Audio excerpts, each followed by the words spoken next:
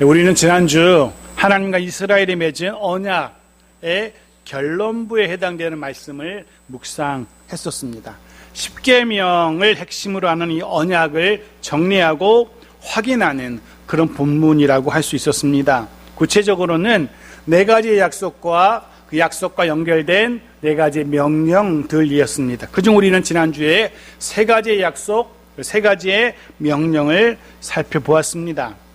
하나는 하나님이 사자를 앞서 보내어서 이스라엘의 길을 인도하시고 마침내 하나님이 약속하신 그 땅에 이르게 하실 거라는 약속이었습니다. 이 약속의 성취를 위해서 이스라엘은 하나님의 명령대로 하나님의 목소리를 청종하고 그의 말대로 행해야 했습니다. 둘째와 셋째는 하나님이 사자를 앞서 보내셔서 이스라엘이 들어갈 땅에 살고 있는 여러 이방 민족을 끊으실 거라는 약속이었습니다. 단지 그들을 끊으시는 것만이 아니라 그곳에서 살아가는 동안 병에 걸리지 않게 하실 거라는, 그리고 또한 그곳에서 살아가는 동안 부족함이 없도록 양식과 물에 복을 내리시겠노라는 약속이었습니다. 그곳에서 살아가는 동안 아무런 근심, 걱정 없이 살아갈 수 있도록 하시겠다는 하나님의 약속이었죠.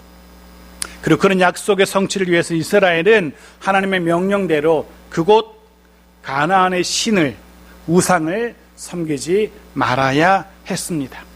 기억하실 겁니다. 오늘은 마지막 네 번째 약속과 그 약속의 성취를 위한 하나님의 네 번째 명령이 이어집니다. 오늘도 하나님의 말씀이 들리고 그 말씀이 이해되고 내 마음에 새겨지는 그런 귀하고 복된 시간이기를, 그리고 이후로 그 말씀대로 순종하고 해서 그 말씀대로 복을 누리는 우리 모든 믿음의 식구들이고 또 가정들이기를 주의 이름으로 축복합니다. 자, 봅시다. 27절입니다. 같이 읽죠. 시작. 내가 내 위엄을 내 앞서 보내어 내가 이를 곳에 모든 백성을 물리치고 내 모든 원수들이 내게 등을 돌려 도망하게 할 것이며 내 위엄을 앞서 보내어. 여기 위엄은 공포 혹은 두려움을 의미하는 그런 단어의 표현입니다. 이전의 약속에서는 사자라고 표현되었었죠. 같은 의미입니다. 사실은 하나님이 보내시는 사자는 그 사자를 마주하는 사람에게는 공포와 두려움 그 자체이기 때문에 그렇습니다. 해서 위험이라는 말과 사자라는 말은 같은 의미라 생각하시면 될 겁니다. 그리고 네 번째 약속, 도망하게 하실 겁니다. 도망하게 하실 것이며 라고, 그가 그 위험 그 자체이신 하나님의 사자가 이스라엘이 이를 곳에 살고 있는 모든 백성들을 물리치실 겁니다. 해서 모든 대적들은 등을 돌리고 도망하게 될 겁니다. 하나님의 분명한 약속의 말씀입니다. 그리고 중요한 핵심은 이겁니다. 그 일을, 대적들로 하여금 도망하게 하는 그 일을 이스라엘이 아니라 하나님이 하신다는 겁니다. 그 일은 이스라엘의 일이 아닙니다. 그 싸움은 이스라엘의 싸움이 아니라는 겁니다. 하나님이 그렇게 하신다는 겁니다. 하나님의 싸움입니다. 하나님이 물리치신다는 겁니다. 하나님의 싸움이기 때문에 당연히 하나님이 승리하실 겁니다. 그리고 감사하게도 이스라엘은 자신들이 싸우지는 않았지만 하나님께서 가져다 주시는 그 승리의 그 감격을 함께 누리게 될 겁니다.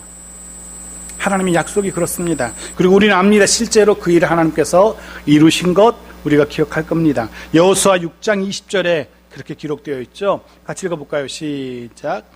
이에 백성은 외치고 제사장들은 나팔을 불매 백성의 나팔 소리를 들을 때에 크게 소리 질러 외치니 성벽이 무너져 내린지라. 아멘. 하나님이 무너지게 하셨습니다. 하나님이 여리고를 점령하게 하셨습니다. 이스라엘 한 것이 아닙니다. 하나님의 그 약속대로, 이전에 광야에서 했던 그 약속대로 실제로 하나님이 그렇게 하신 겁니다. 28절에, 오늘 본문 28절에서도 이 약속이 또다시 한번 반복됩니다. 반복하신 이유는 이 약속이 확실하다는 것을 보여주기 위함입니다. 이 약속을 반드시 이루실 거라는 그런 확증인 거죠. 봅시다. 28절 같이 읽죠. 시작. 내가 왕벌을 내 앞에 보내리니 그 벌이 히위 족속과 가나안 족속과 헷 족속을 내 앞에서 쫓아내리라. 이번에는 이스라엘을 위해서 앞서가신 하나님의 사자를 왕벌로 표현합니다. 왕벌. 물론 오늘날도 왕벌이 무섭긴 하지만 그 아무리 무서워도 그게 얼마나 무섭겠어요. 여기서 말하는 왕벌이라는 이 표현은 그 어원을 따지면 사실 괴로움이라는 혹은 나병을 뜻하는 그런 단어에서 파생한 단어입니다. 즉, 이 왕벌이라는 표현은 두려움 자체를 의미하는 상징적인 단어인 겁니다. 그 벌이 히위 족속과 가나안 족속과 헷 족속을 쫓아낼 거라는 약속하십니다. 이 세 족속은 가나안을 대표하는 가나안의 가장 강력한 군사력을 가진 그런 족속들입니다. 그런 이들이 쫓겨날 정도라면, 가장 강력한 이 세 족속이 쫓겨날 정도라면 나머지 족속은 말할 필요도 없다는 그런 의미인 거죠. 그렇습니다. 네 번째 하나님의 약속은 그들을 쫓아내시겠다는 약속입니다. 생각해 보십시오. 두 번째와 세 번째 약속, 끊으시겠다는 약속과 쫓아내시겠다는 네 번째 약속을 통해서 하나님이 분명하게 선언하고 계십니다. 반드시 가나안을 정복하시겠노라는 약속입니다. 첫 번째 약속이 인도하심에 대한 약속이었다면 나머지 약속들은 정복과 승리에 대한 분명하고도 확실한 약속인 겁니다. 기억하십시오. 오늘 하나님은 저와 여러분에게도 동일하게 말씀하십니다. 약속하십니다. 인도하시겠다고, 이기게 하시겠다고 약속하십니다. 말씀하십니다. 사랑하는 성도 여러분, 구약 이스라엘 백성들에게 하셨던 하나님의 이 약속이 오늘 저와 여러분에게도 유효한 약속이라는 사실을 잊지 마십시오. 하나님은 또 다른 하나님의 백성인 저와 여러분에게 이렇게 하시겠다라고 약속하고 계시는 겁니다. 내가 너를 인도할게. 내가 너를 위해 싸울게. 그러니 걱정하지 마. 그러니 두려워하지 마. 라고 하나님은 저와 여러분에게 오늘날도 말씀하고 계신 겁니다. 바라기는 하나님의 약속이 우리의 삶 가운데 또 우리의 가정과 일터 그리고 우리의 자녀들 삶 속에 그대로 적용되고 또 이루어지기를 주의 이름으로 축복합니다. 계속 봅시다. 29절 30절을 보죠. 같이 읽죠. 시작. 그러나 그 땅이 황폐하게 되므로 들짐승이 번성하여 너희를 해할까 하여 1년 안에는 그들을 내 앞에서 쫓아내지 아니하고 내가 번성하여 그 땅을 기업으로 얻을 때까지 내가 그들을 내 앞에서 조금씩 쫓아내리라. 그러나 반전의 말씀이 이어집니다. 그들을 쫓아내겠지만 확실히 내가 그들을 쫓아낼 거야. 하지만 그러나 당장은 아니라는 거죠. 물론 하나님께서 그들을 당장 쫓아낼 힘이 능력이 없어서가 아닙니다. 오히려 이스라엘의 하나님의 택한 백성 이스라엘의 유익을 위해서 그렇게 하시겠노라 라고 말씀하십니다. 한 번에 일시에 가나안의 모든 족속들이 사라지게 되면 자칫 그 땅이 황폐하게 되고 들짐승만 가득하게 될 수도 있기 때문에 해서 하나님은 가나안의 그 족속들을 조금씩 쫓아내시겠노라라는 아주 구체적인 정복의 과정까지도 이스라엘 백성들에게 들려주고 계신 겁니다. 막연하게 내가 그들을 쫓아낼 거야가 아니라 이렇게 쫓아낼게 라고 그 구체적인 것까지 말씀하시는 겁니다. 그 말씀을 듣는 이스라엘 백성들의 마음이 어땠을까 한번 생각해 보십시오. 하나님은 지금 가나안 정복의 구체적인 과정까지 설명하고 계신 겁니다. 해서 이스라엘은 그 말씀을 들으면서 정말로 하나님이 그렇게 가나안을 정복하게 하실려나 보다. 이제 가나안 정복이 약속의 땅에 들어갈 날이 얼마 남지 않았나 보다 라는 생각을 하게 될 겁니다. 동시에 그런 말씀을 들으면서 가나안을 정복해가는 그 시간들이 조금은 과정이 좀 필요하구나 라는 것도 이스라엘이 생각하게 되었을 겁니다. 그 과정, 단박에 그들을 쫓아내는 것이 아니기 때문에 조금씩 쫓아내려면 시간도 필요하고, 그리고 인내라는 것도 좀 필요하겠구나 는 것을 이스라엘이 생각하게 되었을 겁니다. 마찬가지입니다. 분명 하나님은 저와 여러분을 위해서 일하실 겁니다. 저와 여러분을 위해서 싸우실 겁니다. 하지만 시간이 필요하고 또한 우리에게 인내가 필요하다는 것 우리가 짐작하게 되어지죠. 하지만 분명한 사실은 그리 오래 걸리지는 않을 겁니다. 베드로 사도는 우리에게 이런 말씀을 들려줍니다. 베드로 후서 3장 8절과 9절의 말씀 같이 보죠. 시작. 사랑하는 자들아, 주께는 하루가 천년 같고 천년이 하루 같다는 이 한 가지를 잊지 말라. 주의 약속은 어떤 이들이 더디다고 생각하는 것 같이 더딘 것이 아니라. 아멘. 너무 조급해하지 말라는 겁니다. 인내심을 가지고 조금만 더 기다리면 된다는 겁니다. 그럼 분명 하나님의 약속이 이루어질 겁니다. 중요한 것, 하나님의 약속 결코 더디지 않게 이루어질 겁니다. 곧 우리를 위한, 우리의 가정을 위한, 또 우리의 교회를 위한, 우리 일터를 위한 하나님의 그 열심, 그 일하심, 그 은혜 가득한 일하심을 곧 보게 될 겁니다. 바라기는 그 날이, 그 시간이 더 빨리, 더 속히 임하기를 간절히 소원하고 기도할 뿐이죠. 자, 31절입니다. 같이 읽죠. 시작. 내가 내 경계를 홍해에서부터 블레셋 바다까지, 광야에서부터 강까지 정하고 그 땅의 주민을 내 손에 넘기리니 내가 그들을 내 앞에서 쫓아낼지라. 이제 하나님은 이스라엘에 들어가서 차지할 땅의 동서남북의 구체적인 경계까지도 기록하고 말씀하고 계십니다. 그런데 사실 지금 이스라엘 백성들에게 이 말씀을 듣고 있는, 이 약속의 말씀을 듣고 있는 이스라엘 백성들에게 이 경계는, 동서남북의 이 경계는 사실은 그림의 떡처럼 느껴졌을 겁니다. 서쪽의 블레셋 바다 지중해가 어디인지, 북쪽의 강 유브라데는 또 어디인지 이스라엘 백성들이 알 리가 없습니다. 애굽에서 400년 동안 노예 생활하던 이들이 그 지중해를 보기로 했겠습니까? 저 북쪽의 유브라데 강을 보기로 했겠습니까? 사실은 이 이야기는 이스라엘 백성들에게 별로 관심도 없는, 또 현실감도 없는 그런 약속, 그런 이야기처럼 들렸을 겁니다. 게다가 생각해 보십시오.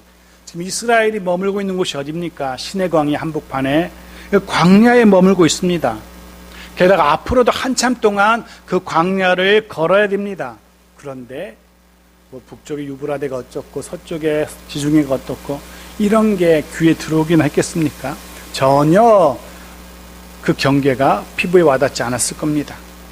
사실은 이스라엘이 하나님께로부터 받은 그 약속의 땅의 경계가 어디서부터 어디까지인지 중요하지 않습니다. 이스라엘이 그 경계를 알든 모르든 아무 상관이 없습니다. 중요한 건 이겁니다. 하나님께서 그 경계에 대해서 말씀하신 이유는 이 약속이 분명하다는 것이고, 이스라엘이 들어가서 살게 될 그 땅의 경계가 이미 정해져 있다는 겁니다. 하나님의 약속은 변함없이 신실하게 이루어질 것이고, 그 약속은 이미 성취되어 있다는 그런 의미인 거죠. 이미 하나님 그 땅을 이스라엘 백성들에게 그렇게 주셨노라 라고 말씀하고 계신 겁니다. 그만큼 확실하게 이스라엘을 인도하실 것이고, 이스라엘은 분명 그 땅을, 그렇게 경계가 지어진 그 땅을 온전히 차지하게 될 겁니다. 그 증거가 이미 정해진 그 땅의 경계라는 겁니다. 그러니 이스라엘은 하나님의 이런 약속의 말씀들 철저하게 신뢰하면 되는 겁니다. 동시에 이 약속들의 성취를 위해서 이스라엘 공동체가 뼛속까지 새겨야 될 하나님의 명령이 하나 있죠. 32절입니다. 같이 읽죠. 시작. 너는 그들과 그들의 신들과 언약하지 말라. 하나님께서 이스라엘에게 주실 그 땅에 들어가서 이스라엘이 절대로 해서는 안 될 일, 그건 그 땅 백성과, 가나안의 그 땅 백성과 언약을 맺어서는 안 된다는 겁니다. 물론 그 땅의 신, 우상들과도 언약을 맺어서는 안 된다는 겁니다. 언약하지 말라. 이 말라라는 이 단어는 절대로 해서는 안 된다라는 강력한 금지의 표현입니다. 다른 민족과의 단절, 이방신들과의 단절, 그것은 단순히 종교의 문제가 아닙니다. 단순히 그들과의 관계의 문제가 아닌 겁니다. 이스라엘의 성공과 실패 혹은 생과 사가 걸린 너무나 중요한 문제였던 겁니다. 사도 바울도 우리에게 동일하게 경고하는데요. 고린도후서 6장 14절과 16절 앞부분까지 같이 읽죠. 시작. 너희는 믿지 않는 자와 멍에를 함께 매지 말라. 의와 불법이 어찌 함께하며 빛과 어둠이 어찌 사귀며 그리스도와 벨리알이 어찌 조화되며 믿는 자와 믿지 않는 자가 어찌 상관하며 하나님의 성전과 우상이 어찌 일치가 되리요. 아멘. 비록 그 땅 가나안에 들어가서 살게 될 이스라엘 백성들이지만 그 땅의 사람들과 어울려서는 안 된다는 겁니다. 비록 가나안의 그 문화권 속에서 살아가게 될 이스라엘이지만 그 땅의 신들 섬겨서는 안 된다는 겁니다. 우리도 마찬가지입니다. 비록 세상 속에서 살아가고 있지만 세상과 구별되어야 합니다. 비록 세상의 문화 속에서 살아가고 있지만 살아가야 하지만 그 세상의 문화에 물들어서는 안 됩니다. 사실 우리가 주중에 만나는 대부분의 사람들 아마 어쩌면 하나님을 모르는 불신자들일 수도 있습니다. 통계적으로도 내가 만나는 10명 중에 대여섯 명 이상은 믿지 않는 자들, 하나님을 모르는 사람들일 겁니다. 그렇지만 우리는 그들과 관계를 맺으며 함께 일을 하며 더불어 살아가야 합니다. 또 하지만 그들의 삶의 방식, 하나님을 부인하는 그런 세상적인 세속적인 삶의 방식까지 닮아가서는 안 된다는 겁니다. 왜 그래야 됩니까? 33절에서 그 답을 찾을 수 있습니다. 마지막 33절의 말씀을 읽고 말씀을 좀 정리해 보려고 합니다. 같이 읽죠. 시작. 그들이 내 땅에 머무르지 못할 것은 그들이 너를 내게 범죄하게 할까 두려움이라. 내가 그 신들을 섬기면 그것이 너의 올무가 되리라. 결국 그것이 올무가 될 것이기 때문입니다. 올무, 함정, 덫을 말합니다. 그것에 빠지면, 그것에 걸리면 절대로 빠져나올 수 없습니다.